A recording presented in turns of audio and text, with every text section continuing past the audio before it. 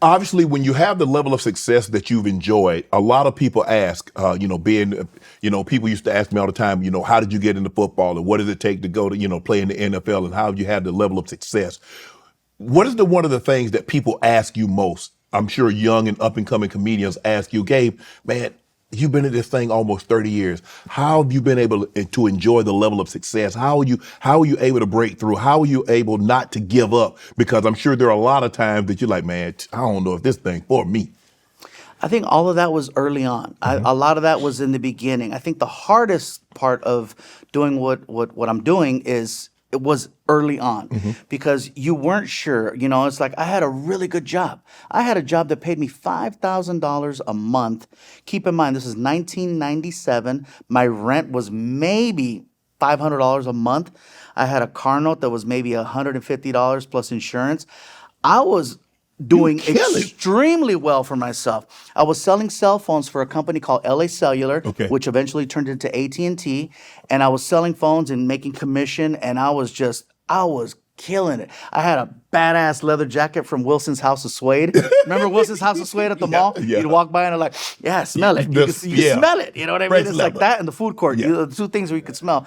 And so I was doing really well. So to give that up, to chase this dream where basically as soon as I quit my job, I got evicted. I had to sleep on my brother's freaking couch. It was one of those where everybody kept saying, you got to go get your job back. You had a really good job. And I'm like, I can't because I was burning the candle at both ends. For me, the hardest part was the beginning. And then once the ball got rolling, I'm like, okay, here we go. So when comics ask me for advice and they say, what should I do? It's really hard for me to give advice because it's coming from somebody who's been around for almost 30 years, and my advice is from 1997, not from now. The game is so different now with all of social media, with all the other tools that you have at your disposal. It's so different, so it's hard for me to give that advice. As far as what happens on stage, that's something else. But now even comedy's changed where people use screens and they use music and they use all kinds of other tools. And it's like, I don't do that. So it's hard for me to tell someone, and I've tried giving advice. And unfortunately, the advice I gave wasn't good because it didn't fit that person. It was the good advice for me, but it wasn't a good thing for them. I think the thing is that they see you now. They see you doing Dodger Stadium. They see you doing these big events, but they don't realize you didn't start out doing Dodger Stadium. You didn't start out doing Madison Square Garden. You started out performing in front of 20 people, in front of 100 people. And so people, all they see is the success, and nobody wants to see that period of when you weren't as successful as you are now. And so people just can't wrap their around. Man, Gabe, you ain't never struggled a day in your life. That's what you hear. People I hear it a lot. Why you? I hear why you, and I'm like, what? Damn, really? You just read off everything, and it's like, well, I might have done a couple things to lead up to that. And whether you're a fan of the comedy or not, you got to understand that there's a lot of hard work that went into what I do. So, comedy isn't like football. You can't rely on statistics. Yes, there's no numbers, because if you went off of numbers, the greatest comic of all time would be Kevin Hart. Correct. Kevin Hart would be hands down the greatest comic ever based on the amount of films, the amount of comedy specials, the amount of money grossed. Everything is pointing towards K. He would be the guy. Yeah. You know what I'm saying? So shoot your shot on PrizePicks and get $50 instantly in lineups when you play your first $5. That's right. PrizePicks is now giving away $50 in lineups when you sign up and play your first $5. PrizePicks makes every dunk, every dive, every board even more exciting. So don't miss a chance to get started on America's #1 app for sports picks. March is officially here, which means the best time of year for all you basketball fans. The madness is upon us, and the league is in the final stretch before the playoffs. Find your community on PrizePicks with new social feeds features. You can share PrizePicks with your friends and copy lineups from winners with a single click. Copy lineups you like or use them as inspiration for your own picks. You can even follow PrizePicks partners like us and tailor fade our picks just with one click. Get in on the action at PrizePicks. It's now available in all 50 states, including California, Texas, Florida, and Georgia. PrizePicks is simple to play. Just download the PrizePicks app today. Use code Shannon to get $50 in lineups after you play your first $5 lineup. That's code Shannon to get $50 in lineups after you play your first $5 lineup. PrizePicks. It's good to be right. With me, it's one of those things where it's like, all right, when people ask the question, all right, well, how is it that you're doing it? Well, I'm like, first of all, I'm willing to, take time to relate to people. Yes. Something as simple as, hey, thanks for coming to my show. I really appreciate the fact that you guys came to my show. You could have been anywhere tonight. You could have gone to the movies. You could have done this or that. Thank you for coming to see me. I really appreciate it. Right. Something as simple as thanking the audience goes so far, and a lot of artists forget to do that. And then when you're sharing these stories, I don't come from a place of like, look what I'm doing. It's like, hey man, look what we're doing, because you guys are part of this ride. Correct. Without you, I'm just talking in front of a mirror doing voices.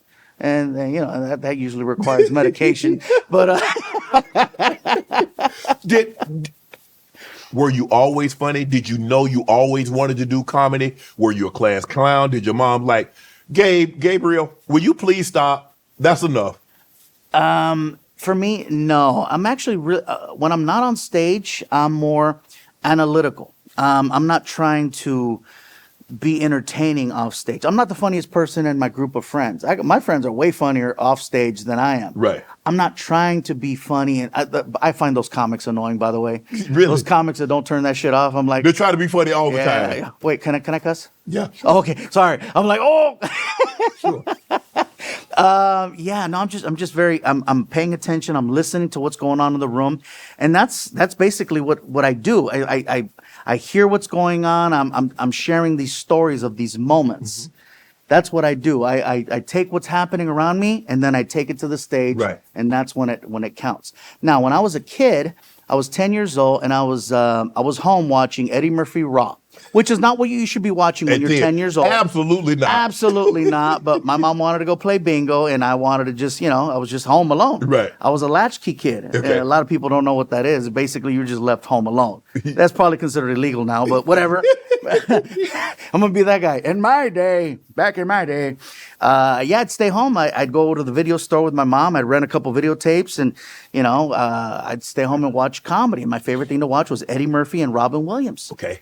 And so I'd watch them, and that's what inspired it. And then I did a school talent show, and I basically did impressions of Eddie Murphy doing impressions of other people. Right.